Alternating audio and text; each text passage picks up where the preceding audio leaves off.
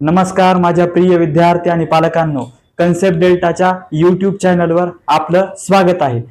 अनेक विद्यार्थी मागच्या 2 ते 3 दिवसापासून एक प्रश्न सातत्यानं विचारतात की दादा, आपल्या वेबसाईटला गेल्यानंतर, जी वेबसाईट आपली कुठली, www.conceptdelta.in, या वेबसाईटला गेल्यानंतर जेव्हा मी पर्सेंटाईल टाकू लागतो, म्हणजे जे काही एक्सपेक्टेड पर्सेंटाईल असतील ते, त्याच्यानंतर जी काही माहिती असेल, कॅटेगरी असेल, ते सिलेक्ट केल्यानंतर फाइंड माय कॉलेजेसवर जेव्हा आम्ही क्लिक करू लागतो, त्याच्यानंतर तिथं कॉलेजचं जे स्टेटस असतं ते दिसतं. म्हणजे ऑटोनॉमस आहे का, किंवा गव्हर्नमेंट एडेड आहे, प्रायव्हेट आहे, अशा पद्धतीचं दिसतं. तर मग विद्यार्थ्यांना डाऊट येतो की दादा, याच्यामध्ये कुठल्या कॉलेजेसला आम्हाला काय भेटतील, स्कॉलरशिप भेटतील किंवा फीस मध्ये कन्सेशन भेटेल, आमच्या कॅटेगरीनुसार कुठे फीस लागेल. तर अशा पद्धतीचं अनेक डाऊट्स असतात. तर ते सर्व डाऊट्स आपण काय करू, या व्हिडिओमध्ये कम्प्लीट करू, म्हणजे कव्हर करू. आता कॉलेजेसचे टाईप कुठले आहेत, कॉलेजेसच्या टाईप मध्ये जर आपण पाहिलं तर गव्हर्नमेंट कॉलेज एक टाईप असतो, गव्हर्नमेंट एडेड नावाचं जे एक टाईप आहे, अनएडेड किंवा प्रायव्हेट ज्याला आपण म्हणतो ते कॉलेज असतील, मायनॉरिटी वाले कॉलेजेस असतील, युनिव्हर्सिटी डिपार्टमेंट्स असतील, म्हणजे काही युनिव्हर्सिटी मध्ये काय असतं, बीटेकची डिग्री चालवणारं एक डिपार्टमेंट असतं, किंवा प्रायव्हेट युनिव्हर्सिटीज असतील, म्हणजे सिम्बॉयसिस असेल, डब्ल्यूपीयू म्हणजे MIT डब्ल्यूपीयू असेल, तर अशा पद्धतीच्या. आणि शेवटी आपण काय करू, ऑटोनॉमस म्हणजे काय, हे कॉलेजचा टाईप आहे की अकॅडमिक स्टेटस आहे, म्हणजे एकंदरीत ऑटोनॉमस काय असतं, म्हणजे स्वायत्त संस्था. तर त्यामध्ये नेमका काय फरक आहे आपल्या नॉन ऑटोनॉमस मध्ये, तर अशा पद्धतीचं आपण एकंदरीत डिस्कशन करणार आहोत. तुम्हाला जर या विषयामधली माहिती हवी असेल तर कम्प्लीट व्हिडिओ पाहू शकता. तर आता याच्यामध्ये जर तुम्हाला म्हणजे आता सर्वात महत्वाचा विषय असतो की स्कॉलरशिपचा. आता गव्हर्नमेंट कॉलेज म्हणजे काय की पूर्णपणे काय करतं, गव्हर्नमेंट रन करतं, म्हणजे त्याच्या पूर्ण कोर्सेस, हे पूर्ण जे काही करिक्युलम असेल ते पूर्ण गव्हर्नमेंटचं असतं. आणि ते कॉलेज कुठल्या तरी तुमच्या युनिव्हर्सिटीला, जवळच्या अफिलिएटेड युनिव्हर्सिटीला कनेक्ट असतं, अफिलिएटेड असतं. तर हे झालं गव्हर्नमेंट कॉलेज. आता गव्हर्नमेंट कॉलेजमध्ये तर सर्वसाधारण आहे, ते गव्हर्नमेंटचं कॉलेज आहे, ते गव्हर्नमेंटच्या सर्व स्कीम तिथं काय असतील, लागू असतील. तिथं तुम्हाला मॅनेजमेंट कोटा असेल का, नाही. तर त्याच्यामुळे तुम्ही तिथे काय करू शकता की तुम्हाला जे काही तुमच्या कॅटेगरीनुसार जी काही फीस असेल तर तीच फीस लागेल. म्हणजे आता SC आणि ST कॅटेगरी वाल्यांना कमी फीस असते, ओपन वाल्यांना जास्त असते. म्हणजे फीस आता त्याच्यामध्ये काय राहतं की EWS आणि तुमचं काय असतं SC BC वाले, त्यांना काय होतं बऱ्यापैकी, त्यांना काय होतं की तुमचं फीस स्ट्रक्चर मध्ये बरेच पार्ट असतात, की तुमचं ट्युशन फी असते, डेव्हलपमेंट फी असते.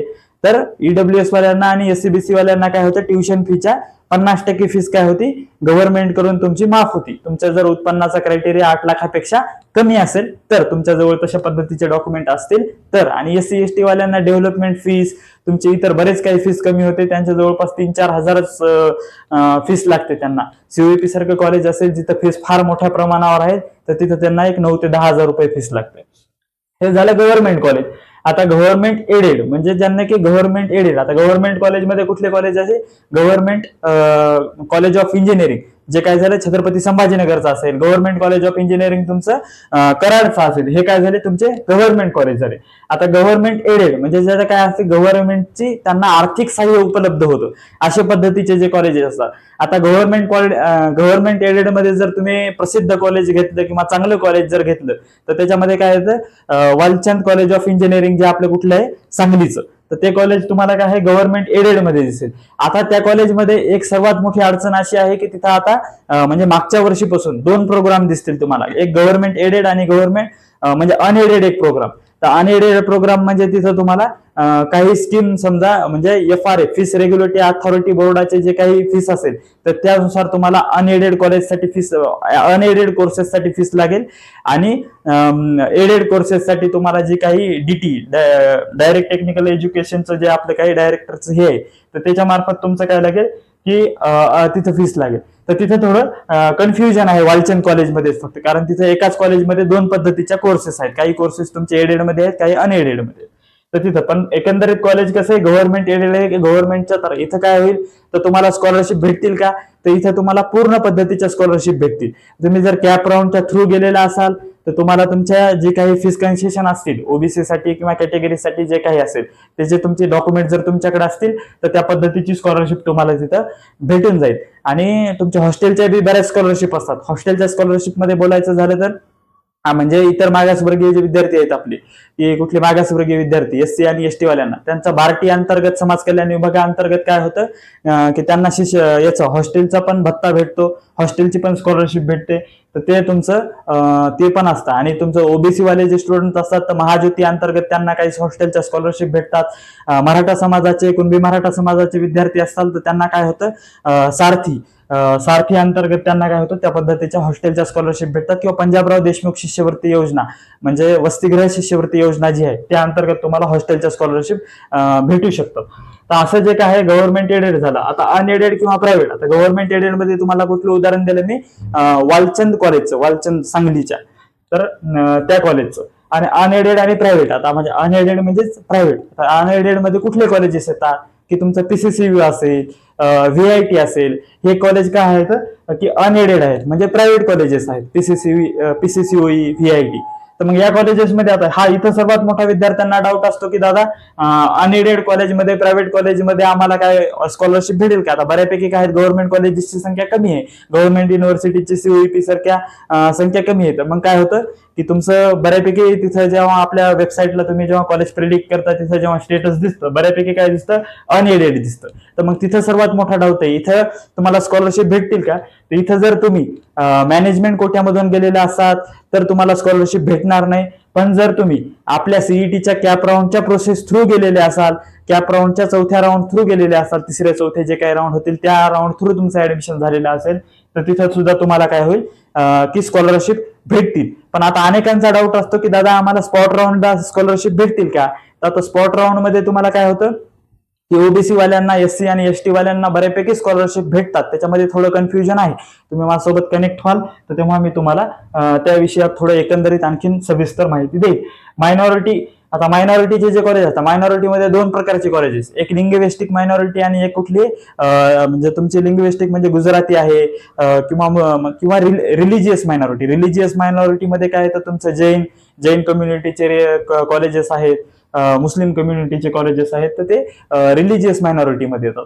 तर तिथं ते आता हे गव्हर्नमेंटचेच कॉलेजेस, गव्हर्नमेंट एडेडच टाईप कॉलेजेस असतात किंवा अनएडेड असतील काही त्याच्यामध्ये. तर इथेही तुम्हाला काय होतं की तुम्हाला त्या पद्धतीची स्कॉलरशिप तिथं भेटून जाते. फक्त तुम्ही मॅनेजमेंटच्या कोट्या थ्रू आलेले असाल तर तिथं स्कॉलरशिप भेटत नाही.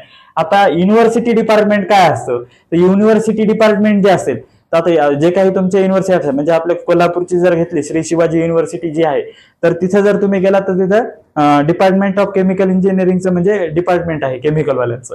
तर तिथं काय बीटेकचा प्रोग्राम फक्त केमिकलचा रन केला जातो. मग तशा पद्धतीचे जर कॉलेजेस असतील, डिपार्टमेंट असेल युनिव्हर्सिटीचं, तर ते आता गव्हर्नमेंटचं, युनिव्हर्सिटी पण गव्हर्नमेंटची असते आणि गव्हर्नमेंटच ते काय असतं, डिपार्टमेंट असतं. त्याच्यामुळे तिथं पण तुम्हाला सर्व पद्धतीच्या स्कॉलरशिप भेटतील.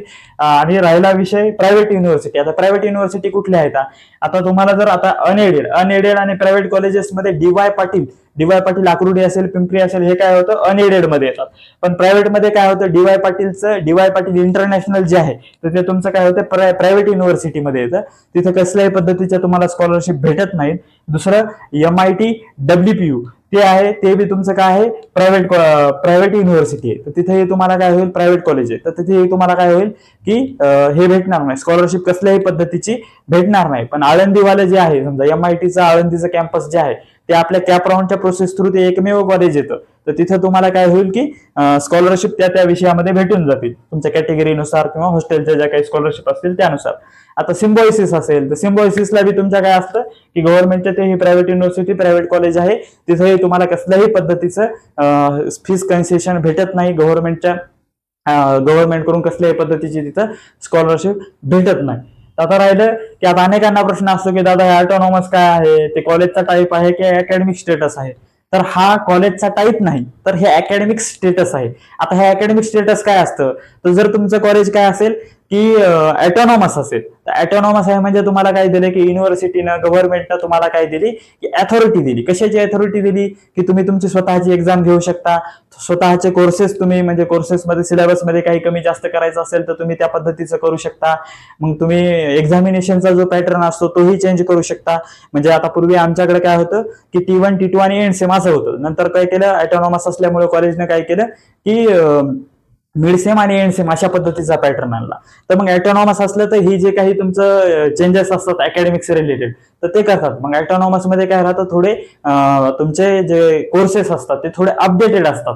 कारण काय की कॉलेजला अथॉरिटी असल्यामुळे फार परवानग्यांची याची त्याची गरज पडत नाही, तर ते लवकर तुमचा अपडेट करून इंडस्ट्रीला ज्या पद्धतीचे कोर्सेस पाहिजे त्या पद्धतीचे तयार करण्याचा प्रयत्न करतात. त्याच्यामुळे आपला भर काय असतो की आम्हाला ऑटोनॉमस कॉलेज भेटलं पाहिजे, आणि गव्हर्नमेंट कोणाला पण ऑटोनॉमस स्टेटस देत नाही. थोडंसं त्याचं एकंदरीत मागच्या 4-5 वर्षाचं एकंदरीत त्यांचा फीस, प्लेसमेंट आणि बाकी अकॅडमिक परफॉर्मन्स बरेच काही रूल्स रेग्युलेशन्स लावून त्यांना ते काय करतं, अकॅडमिक स्टेटस जे असतं तुमचं ऑटोनॉमस ते त्यांना दिलं जातं. त्याच्यामुळे आपला आग्रह कायम असतो की कोणाला पण वाटतं की मला ऑटोनॉमस कॉलेज भेटावं, त्याच्यात गव्हर्नमेंट भेटावं, तर अशा पद्धतीचं एकंदरीत असतं. तर तिथेही तुम्हाला ते काही तुमच्या कॉलेजचा टाईप नाही, तुमच्या कॉलेजच्या टाईपवरून तुम्हाला काय भेटतात, स्कॉलरशिप भेटतात. ऑटोनॉमस असलं, आता गव्हर्नमेंट ऑटोनॉमस असलं तर तुम्हाला काय होतं, स्कॉलरशिप भेटून जाते. आणि तुमचं जर बाकी मग आता युनिव्हर्सिटीमध्ये जर बोलायचं झालं तर एक गव्हर्नमेंट युनिव्हर्सिटी ऑफ महाराष्ट्र, म्हणजे महाराष्ट्र शासनाचं एकल विद्यापीठ, अशा पद्धतीचं जे काही सीओईपीचं आहे, तर सीओईपी मध्ये पण तुम्हाला सगळ्या स्कॉलरशिप आणि एकंदरीत सर्व काही भेटतं. तर ते आता काय तुमच्या, तुम्ही जर ईडब्ल्यूएस असाल, एससीबीसी कॅटेगरी मधले असाल, तर तुम्हाला काय होतं की फी स्ट्रक्चर मधलं जे काही ट्युशन फीस असतं त्या ट्युशन फीसच्या 50% फीस भेटते. आणि तेच जर तुम्ही जर समजा ओबीसी असाल, एससी आणि एसटी असाल, तर तुम्हाला ओबीसीला थोडं जास्त आणि एससी आणि एसटीला आणखीन थोडं जास्त बेनिफिट्स होतात, आणि त्यांना पण आणखीन जास्त स्कॉलरशिप त्या विषयामध्ये भेटते. तर म्हणजे आता एससी आणि एसटी वाल्यांना काय होतं की त्यांची डेव्हलपमेंट फीस पण गव्हर्नमेंट भेटतं, ट्युशन फी पण गव्हर्नमेंट भरतं 100%. त्याच्यामुळे त्यांना काय की एक बाकीच्या कॉलेजेसला 4 ते 5 आणि सीओईपी सारखे ज्यांची फीस जास्त आहे, तर तिथे काय होतं, त्याला 9-10 हजारामध्ये त्यांचं एका वर्षाचं अकॅडमिक्सचं बाकी पूर्ण होऊन जातं. तर अशा पद्धतीचं आहे. तर आता याच्यामध्ये तुम्हाला जर आणखीन हे पाहायचं असेल, या सर्व विषयामधली माहिती पाहिजे असेल, तर तुम्ही काय करू शकता, डिस्क्रिप्शन मध्ये व्हॉट्सअप ग्रुपची लिंक देतो, त्याच्या माध्यमातून ऍडमिन मीच आहे ग्रुपचा, तर तुम्ही तिथे मला मेसेज करून त्या संदर्भातली माहिती विचारू शकता.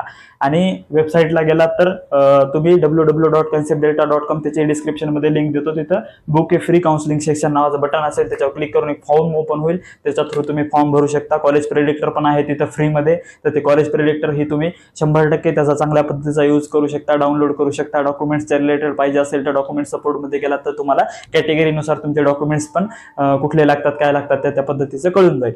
अधिक माहिती पाहिजे असेल तर माझ्याशी संपर्क साधा. एवढंच बोलतो आणि थांबतो. धन्यवाद.